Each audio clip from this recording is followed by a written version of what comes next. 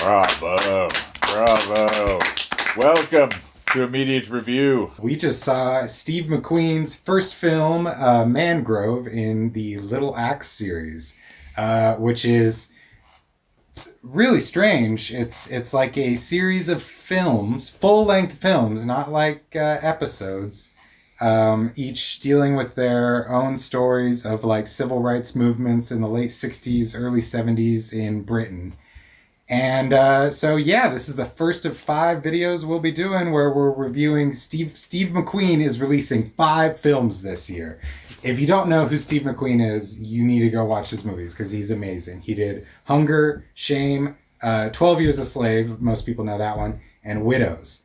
And his films are just emotionally draining and heavy and beautifully dramatic and just expertly shot and acted, and he's a master. Like, he is might be my favorite director that's come up in the last 15 years or so.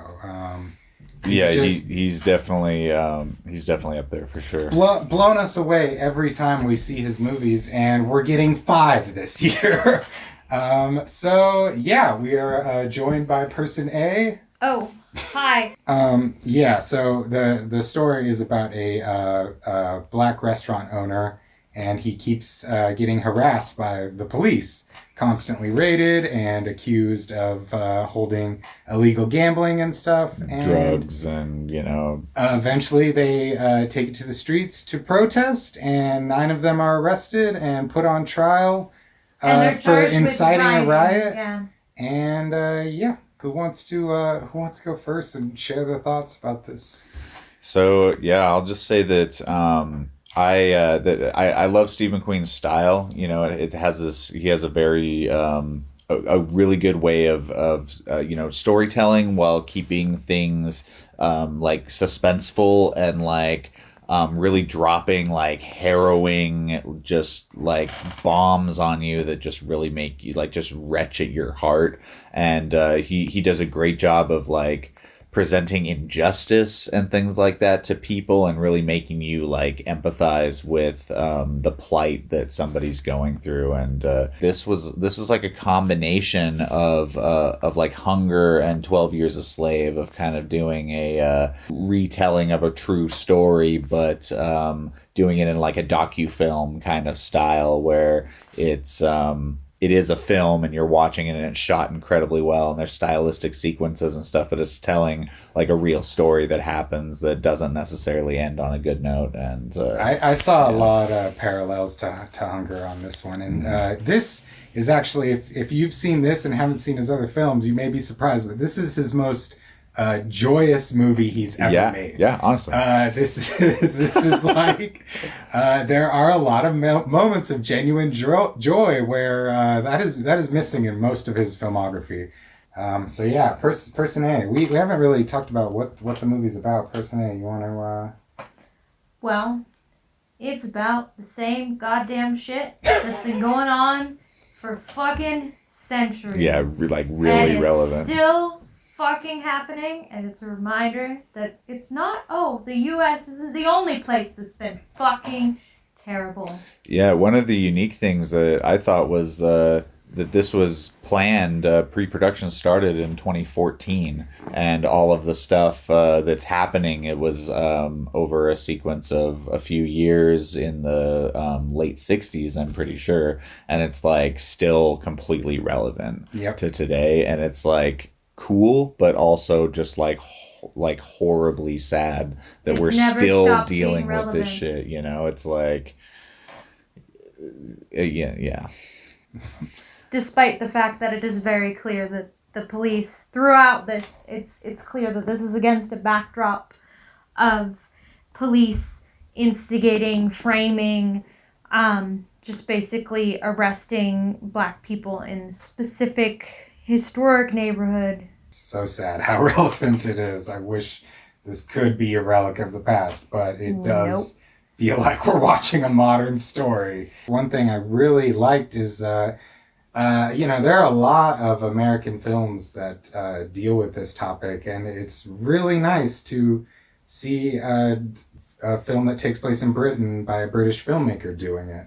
And they touch on like the colonialism and imperialism. Yeah. We're here as immigrants because you colonized our our home country. So what the fuck, like? And Steve McQueen was the right person to do this, like to Absolutely. just to present the racial disparities. This was just full of powerful lines and long speeches that were just, spoke to like his experience. And another thing that I think he really brings is like we talked about just how like just heavy his style is, just like dramatically draining, and like a lot of movies like this sometimes feel too I guess cheesy. I guess I can't take any other word for it, but just like inspirational. Yeah, like inspirational porn as they call it, or and he's able to just have that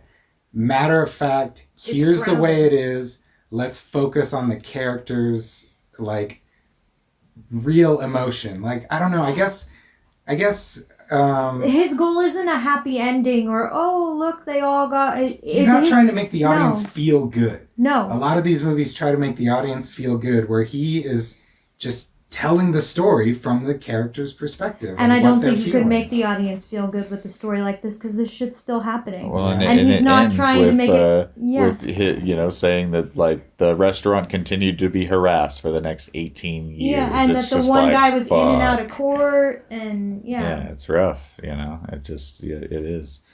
I think just in terms of like storytelling and writing and like you said, emotionally draining. Like it is hard to because he frames the experience like you're there, like the camera is another person in the room, and you're getting shuffled around. You're in the protest with them. They're doing lots of like close angles and whatnot. It feels very personal, and it's hard to.